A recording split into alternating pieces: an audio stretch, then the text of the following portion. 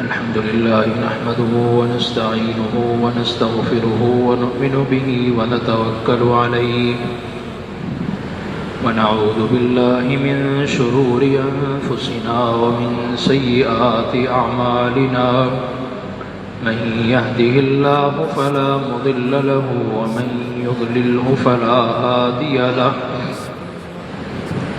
ونشهد أن لا إله إلا الله وحده لا شريك له ونشهد أن سيدنا وسندنا ومولانا محمدا عبده ورسوله الذي أرسله إلى كافة للناس بشيرا ونذيرا وداعيا إلى الله بإذنه وسراجا منيرا أما بعد فأعوذ بالله من الشيطان الرجيم بسم الله الرحمن الرحيم فإذا عزمت فتوكل على الله إن الله يحب المتوكلين وقال سبحانه وتعالى ومن يتوكل على الله فهو حسبه وقال سبحانه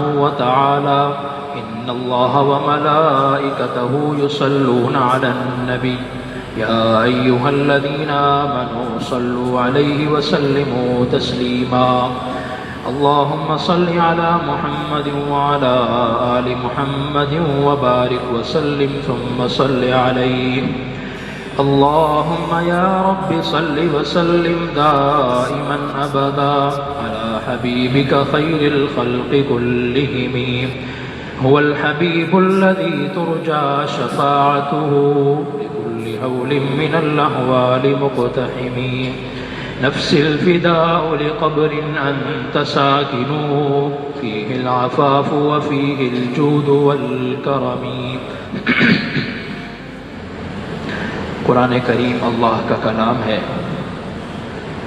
اور اللہ رب العزت نے اپنے کلام میں جگہ جگہ اپنے ایمان والے بندوں کو کچھ ایسی خوبیاں اور ایسی صفات بتائی ہیں، کچھ ایسی خوبیاں اور ایسی صفات اپنانے کا حکم دیا ہے کہ اگر ایک بندہ مومن ان صفات کو اپنے اندر لے لے تو اس کی زندگی بڑی مزیدار ہو جائے، اس کی زندگی بڑی سکون والی ہو جائے، بہت اطمینان والی ہو جائے، چونکہ اللہ بہت رحیم بھی ہیں، بہت کریم بھی ہیں، 70 ماؤں سے زیادہ اپنے بندوں پر مہربان ہیں، تو وہ اللہ کیوں چاہیں گے کہ میرا بندہ پریشان ہو؟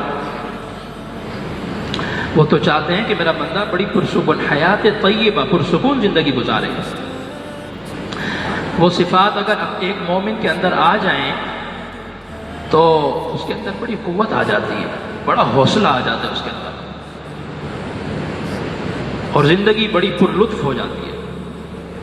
ہم میں سے ہر شخص چاہتا ہے نا زندگی پرسکون ہو جائے، زندگی مزیدار ہو جائے، ہاں۔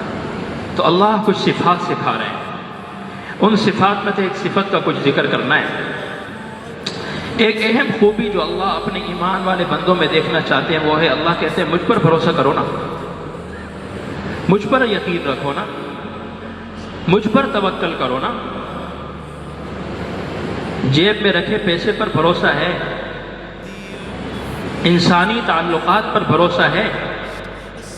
کسی بڑے سے تعلق ہوتا ہے، کتنا مطمئن ہوتا ہے، میاں ایک کال کروں گا کام بن جائے گا، حالانکہ وہاں سے کام بننا یقینی نہیں ہے، ہو سکتا ہے بن جائے، ہو سکتا ہے نہ بنے، اور اس در پہ کام کا بننا یقینی ہے۔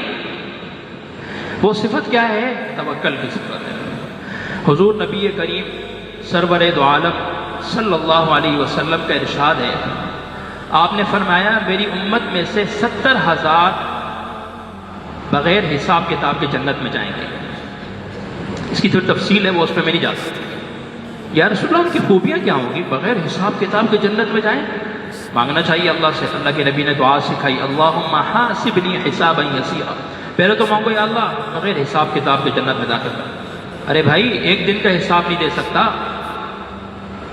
ایک کھانے کا حساب نہیں دے سکتا، 60-70 سال کی زندگی کے حساب کہاں سے دوں گا؟ پہلے تو مانگو یا اللہ بغیر حساب کتاب کے کام بن جائے، اور اگر آپ نے حساب لینا ہی ہے تو یسیرا درگزر والا کام کریں، جانے دو اسے۔ 70,000 وہ ہوں گے جو بغیر حساب کتاب کے جنت میں جائیں گے۔ یا رسول اللہ کی کوئی صفت، کوئی خوبی؟ جہاں اور صفات بیان فرمائی اس میں سے ایک صفت بیان فرمائی، اللہ پر توکل کرنے والے ہوں گے، اللہ پر بھروسہ کرنے والے ہوں گے۔ توکل ہوتا کیا ہے؟ توکل کا معنی یہ ہے اپنی عاجزی، اپنا ضعف، اپنی کمزوری اس ذات کے سامنے رکھ کر اس پر اعتماد کرنا۔ بہت آسان الفاظ میں بیان کرنا۔ جو کام آپ نے کرنا ہے اس کے مطلوبہ وسائل اور اسباب اور ذرائع آپ اختیار کر لیں، بس پھر بھروسہ اس پر کریں۔ بھروسہ اسباب پر نہیں کرنا، تکیہ اور بھروسہ اسباب اور وسائل پر نہیں کرنا۔ توکل یہ نہیں ہے کہ اسباب چھوڑ دو۔ حضرت انس رضی اللہ عنہ فرماتے ہیں ایک شخص آیا رسول اللہ صلی اللہ علیہ وسلم کے پاس، کہنے لگا یا رسول اللہ اعقلها واتوکل واتوکل او اطلقها واتوکل، کہ سواری کو، اپنی اونٹنی کو باندھ کر اللہ پر بھروسہ کروں یا اس کو چھوڑ کر، کھلا چھوڑ کر اللہ پر بھروسہ کروں؟ آپ نے فرمایا پہلے اس کو باندھو، اونٹنی کی رسی باندھو، گھوڑے کی رسی باندھو، موٹر سائیکل کو پہلے تالا لگاؤ، پھر اللہ پر بھروسہ کرو۔ کیا مانا؟ کہ حفاظت تو اصل اللہ نے کرنی ہے، میرے ان اسباب میں کیا رکھا ہے، میرے اس تالے لگانے میں کیا رکھا ہے؟ حفاظت اللہ نے کرنی ہے، لیکن سبب اختیار مجھے کرنا ہے۔ تو اپنی عاجزی، اپنا ضعف، اپنی کمزوری کسی ذات کے سامنے اس کا اظہار کر کے اس پر مکمل اعتماد اور بھروسہ، یہ ہے توکل۔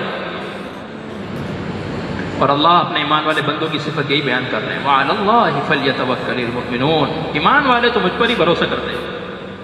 إِنَّمَا الْمُؤْمِنُونَ الَّذِينَ إِذَا ذُكِرَ اللَّهُ وَجِلَتْ قُلُوبُهُمْ، ایمان والے وہ ہیں جن کے سامنے جب میرا ذکر کیا جائے ان کے دل کانپ جائے۔ وَجِلَتْ قُلُوبُهُمْ وَإِذَا تُلِيَتْ عَلَيْهِمْ آيَاتُهُ زَادَتْهُمْ إِيمَانًا، جب میری آیتیں ان کے سامنے پڑھا جائے ان کا ایمان اور بڑھ جائے، ان کے ایمان میں اور اضافہ ہو جائے۔ وَعَلَىٰ رَبِّهِمْ يَتَوَكَّلُونَ، بھروسہ مجھ پر کرتے ہیں۔ یہ ہیں مومن، ہاں حقیقی مومن یہ ہیں جو مجھ پر بھروسہ کرتے ہیں۔ حضرت ایوب علیہ السلام کی بیماری کا اللہ نے قرآن میں ذکر کیا ہے، ایسی بیماری کہ جسم کا کوئی جوڑ ایسا نہیں جو متاثر نہ ہو، اور 1-2 دن کی نہیں، سال ہا سال کی بیماری۔ اس بیماری میں اولاد بھی ساری چلی گئی، مال مویشی سب کچھ ختم ہو گیا، لے دے کے ایک بیوی رہ گئی خدمت والی، بس سوچو کیسی بیماری ہوگی، کیسی تکلیف ہوگی۔ اب اللہ کا نبی دعا مانگ رہا ہے، آئے آئے قربان جاؤں، وَأَيُّوبَ إِذْ نَادَى رَبَّهُ أَنِّي مَسَّنِيَ الضُّرُّ، نبی دعا کا ادب بھی سکھا رہا ہے کہ دعا یوں مانگا کرو۔ نبی اس بیماری کو، جو بیماری سال ہا سال کی ہے، اولاد بھی چلی گئی، گھر بار زمین سب کچھ اجڑ گیا، مال مویشی سب ختم ہو گیا، اس تکلیف کی نسبت بھی اللہ کی طرف کرنا گوارا نہیں کرتے کہ اللہ تو نے بیمار کر دیا، تو نے یہ تکلیف دی، یا اللہ بیماری نے مجھے پکڑ لیا ہے، سبحان اللہ، تو بڑا ارحم الراحمین ہے، یا اللہ، یا اللہ اس بیماری کو دور کر دے۔ اب دیکھو بیماری سالہ سال کی ہے، یقیناً علاج تو کروایا ہوگا، یقیناً علاج بھی کروایا ہوگا۔ اللہ نے کیا فرمایا؟ ارکض برجلک، میرے نبی اپنے پاؤں زمین پر ماریے، ایڑی زمین پر ماریے۔ اب سوچو ایک بیمار جو سالہ سال سے بیمار ہے، بوڑھا بھی ہے، کتنا کمزور ہو گیا ہوگا وہ، اس کے پاؤں کی ٹھوکر میں کیا رکھا ہوا ہے؟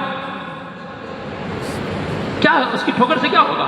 لیکن فرمایا جو ضروری سبب ہے وہ تو اختیار کرو نا میرے نبی، جو سبب ہے اگرچہ کمزور ہی صحیح، کیونکہ میں وہ اللہ ہوں جو کمزور سے کمزور سبب سے بڑے کام کر دکھا سکتا ہوں، اور میں وہ اللہ ہوں کہ بڑے سے بڑے اسباب کی موجودگی میں کام بگاڑ دوں، میں وہ اللہ ہوں۔ پاؤں مارا، پانی لگلا، فرمایا ھذا مغتسل بارد وشراب، میرے نبی اس پانی سے غسل بھی کیجئے، نہائیے بھی، اور اس کو پی بھی لیجئے۔ نہانے سے بیماری کے ظاہری جو اثرات ہیں وہ ختم ہو جائیں گے، اور پینے سے باطنی اسباب جو اثرات ہیں وہ ختم ہو جائیں گے۔ چنانچہ ایسا ہی ہوا، اس پانی سے اللہ نے ان کو شفا دے دی۔ اللہ بغیر ٹھوکر مارے پاؤں کو زمین پر شفا نہیں دے سکتے تھے؟ دے سکتے تھے نا۔ بی بی مریم علیہ السلام جب اللہ نے اپنی قدرت کاملہ سے بغیر باپ کے عیسیٰ علیہ السلام جیسا فرزند عطا فرمایا،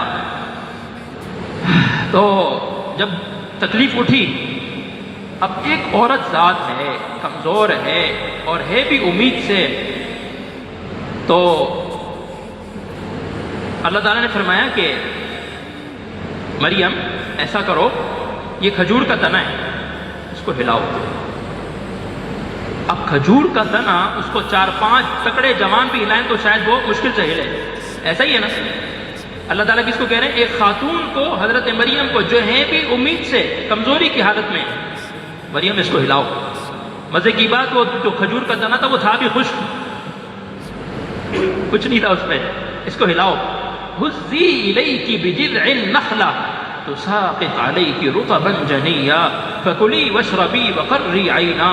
اس کو ہلایا، اللہ نے اپنی قدرت سے اس سوکھے کھجور کے تنے سے تازہ تر و تازہ کھجوریں اتاری، کہا کھاؤ، پانی پیو، آنکھیں ٹھنڈی کرو، اس کو دیکھو بچے کو۔ فرمایا سبب اگرچہ کمزوری کیوں نہ ہو، مومن کا کام کیا ہے؟ اسباب اختیار کرے اپنی استطاعت کے مطابق، ہاں اپنی استطاعت کے مطابق، اسباب کے پیچھے زیادہ بھاگے دوڑے نہیں۔ اصل کیا ہے؟ بھروسہ اللہ پر رکھیں، اعتماد اللہ کی ذات پر ہو۔ اور اللہ کیا کہتے ہیں؟ سبحان اللہ، اللہ کہتے ہیں وَمَن يَتَوَكَّلْ عَلَى اللَّهِ فَهُوَ حَسْبُهُ، جو مجھ پر ویسا بھروسہ کرے جیسا بھروسہ کرنا چاہیے، میں اللہ اس کے لیے کافی ہوں، میں اللہ اس کے لیے کافی ہوں، میں اس کے سارے کام بنا دوں گا۔ حضرت جابر رضی اللہ عنہ فرماتے ہیں ہم حضور نبی کریم سرور دو عالم صلی اللہ علیہ وسلم کے ساتھ ایک غزوے میں تھے، تو ایک جگہ ہم نے پڑاؤ ڈالا، ہمیں ایک گھنا سایہ دار درخت نظر آیا، ہم نے وہ حضور کے لیے چھوڑ دیا کہ آپ یہاں آرام فرمائیں گے صلی اللہ علیہ وسلم۔ تو آپ تشریف لائے، آپ نے اپنی تلوار مبارک اس کے ساتھ تنے کے ساتھ دھڑکا دی اور آپ آرام فرمانے کے لیے لیٹ گئے۔ اتنے میں ایک دیہاتی آیا، مشرک کافر، اس نے تلوار اٹھا لی اور تلوار ہاتھ میں پکڑ کے سونت لی، کہنے لگا من یمنعک منی، آپ کو مجھ سے کون بچائے گا؟ تو یہ تو آمنہ کا لال تھا نا، عبداللہ کے لخت جگر تھے نا، ساقی کوثر تھے نا، شاف میسر تھے نا، ہادی عالم تھے نا، محمد مصطفیٰ تھے نا، احمد مجتبیٰ تھے نا، شمس الضحیٰ بدر الدجا خیر الورا شمس الضحیٰ محمد الرسول اللہ صلی اللہ علیہ وسلم نے فرمایا اللہ۔ اب جب نبی اللہ بولے، اس میں جلالہ، اللہ تعالیٰ کا جلالی اور صفات ذاتی نام نبی بولے، اس میں کیا روب ہوگا، کیا روب ہوگا اس میں۔ آپ نے جب اللہ بولا نا، اس کے ہاتھ سے تلوار گر گئی، کانپ گیا وہ، آپ نے تلوار اٹھا لی، آپ نے فرمایا اب تو بتا تجھے کون بچائے گا؟ کہنے لگا آپ بہترین تلوار پکڑنے والے بن جائیے، یعنی آپ کچھ نہ کہیں، مجھے معاف کر دیں۔ آپ نے کہا ٹھیک ہے۔ یہ دیکھو، یہ ہے نبی کا توکل، اللہ کی ذات پر اعتماد، بھروسہ۔ ہجرت کے واقعے کو لے لیجئے، حضور نبی کریم سرور دو عالم صلی اللہ علیہ وسلم کے گھر کے باہر وقت کے کفار نے گھیراؤ کیا ہوا ہے، تلواریں لے کر کھڑے ہوئے ہیں کہ محمد عربی باہر نکلیں گے تو نعوذ باللہ شہید کر دیا جائے گا۔ آپ باہر تشریف لائے اور وجعلنا من بین ایدیہم سدا ومن خلفہم سدا فاغشیناہم فہم لا یبصرون، پہلے بستر پر شعر خدا کو سنایا، حضرت علی کو سنایا بستر پر۔ حضرت علی کا بستر پر سونا تھا بڑا کمال، پتہ تھا یہاں موت لکھی ہوئی ہے، یہ بستر گویا ایسے جیسے سولی کا پھندا ہے، تختہ دار پہ گویا میں لیٹ رہا ہوں، ظاہر ہے موت یقینی تھی۔ وہ جب گھر میں آئیں گے، حضور کو نہیں پائیں گے، میں ہوں گا تو سیدھا سیدھا مجھے قتل کریں گے۔ ان کا لیٹنا بستر پر بہت بڑی بہادری تھی، شیر خدا تھے نا۔ حضور نے فرمایا لیٹ جاؤ، بالکل آرام سے سو جاؤ، یہ تمہارا کچھ بھی نہیں کر سکتے، یہ میری امانتیں ہیں، ان کافروں کو دے کر پھر تم مدینہ آ جانا۔ حضرت علی سو گئے، حضور باہر تشریف لائے، یہ آیت پڑھی، اللہ نے ان کی آنکھوں کو اندھا کر دیا، آپ ان تلواروں کے بیچ میں سے نکل گئے، سیدھا گئے یار غار و مزار ام المؤمنین سیدہ کائنات سیدہ عائشہ صدیقہ رضی اللہ کے والد ماجد ابوبکر صدیق کے گھر رضی اللہ تعالیٰ، لیا ساتھ چلے۔ اب جب پہنچے غار پر تو دنیا کے حریص اور لالچی کمینے لوگ جو دنیا کی لالچ میں میرے آقا کا پیچھا کر رہے تھے کہ 100 اونٹ مل جائیں گے، سرخ اونٹ کی گویا یوں سمجھو 100 مرسڈیزیں آج کے دور کے حساب سے مل جائیں گی۔ سیدنا صدیق اکبر اور حضور غار میں آرام فرمایا، غار میں پناہ لی ہوئی ہے، یہ سبب ہے، سمجھو بات، یہ کیا ہے؟ غار میں چھپنا یہ سبب تھا۔ اللہ نے کیا کیا؟ مکڑی کا جال تان کیا، کبوتری نے انڈے دے دیے، یہ ڈھونڈتے ڈھونڈتے ڈھونڈتے غار کے دروازے پر پہنچ گئے۔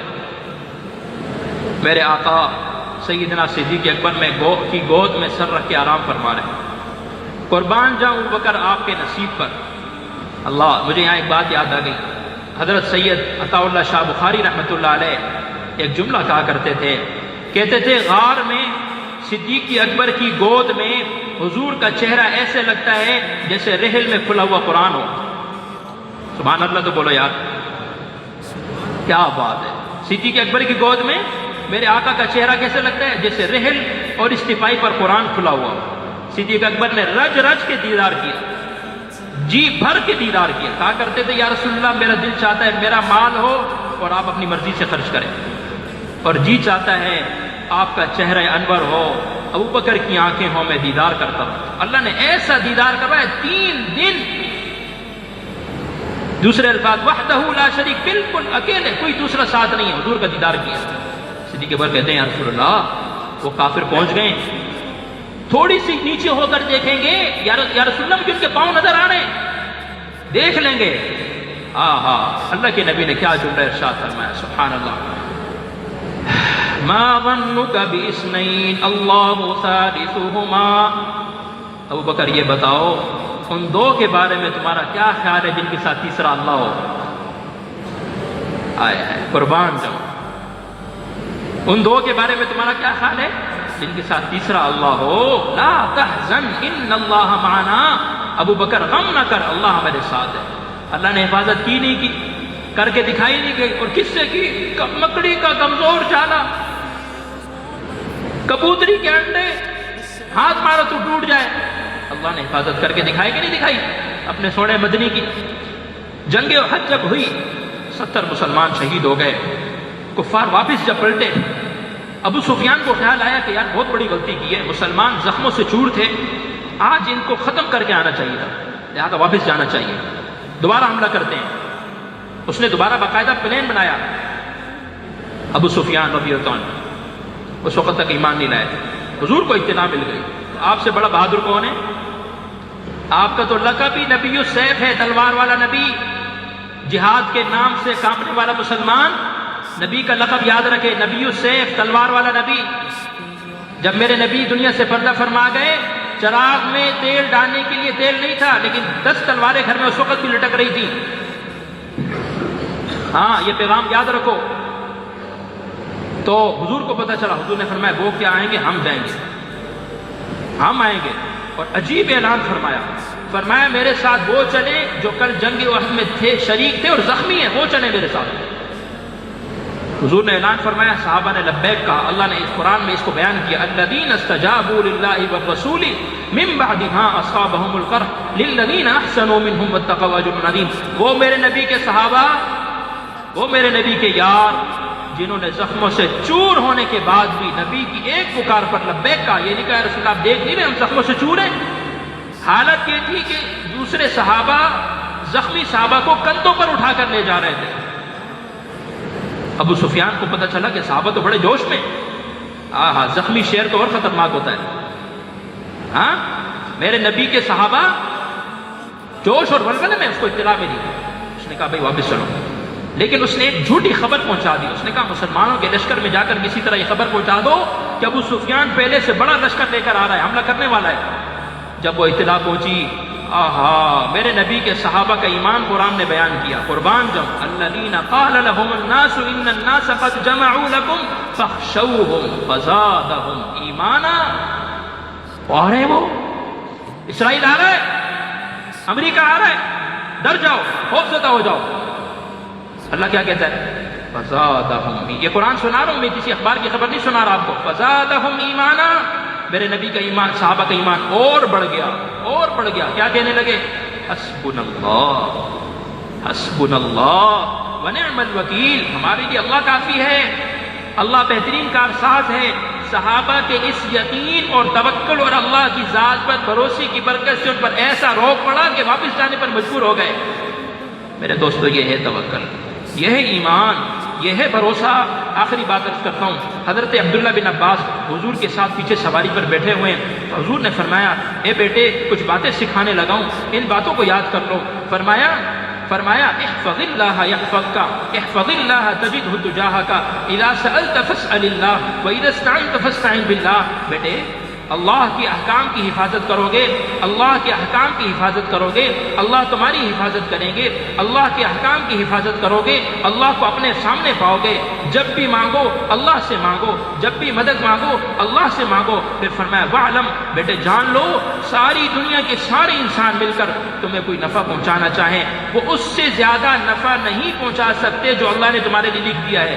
ساری دنیا کے سارے انسان مل کر تمہیں نقصان پہنچانا چاہے، اس نقصان سے زیادہ نقصان نہیں پہنچا سکتے جو اللہ نے تمہارے لیے لکھ دیا ہے۔ یہ ہے توکل، یہ ہے بھروسہ، یہ ہے یقین۔ میرے دوستو اللہ کی صفت علم پر، صفت قدرت پر، صفت رحمت پر یاد رکھنا، آخری بات، صفت علم، صفت قدرت، صفت رحمت پر بھروسہ کریں کو ذہن میں رکھ کر، ان صفات کو ذہن میں رکھ کر جب بھی کوئی معاملہ پیش آئے اللہ پر بھروسہ کرو، اللہ پر یقین رکھو، ضروری اسباب کو اختیار کر کے بس معاملہ اللہ کے شکر کر دو، پھر اللہ کی مدد کو کھینچو، اللہ کی رحمت کو کھینچو۔ اس کے لیے 2 آسان طریقے ہیں، صدقہ اور دعا۔ اللہ عمل کی توفیق عطا فرمائے۔ وآخر دعوانا الحمدللہ۔